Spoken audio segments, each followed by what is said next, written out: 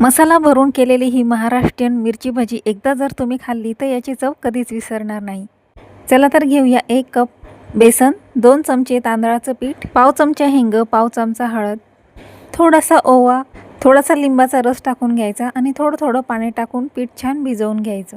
आता मिरच्यांच्या आत मसाला भरण्यासाठी 1 वाटी ओल्या नारळाचा किस, 3 छोटे चमचे हिरव्या मिरचीचा ठेचा घेतलाय, बारीक चिरलेली कोथिंबीर, थोडीशी हळद, लिंबाचा रस, अर्धा चमचा जिरं आणि चवीनुसार मीठ टाकून मसाला छान व्यवस्थित मिक्स करून घेतला।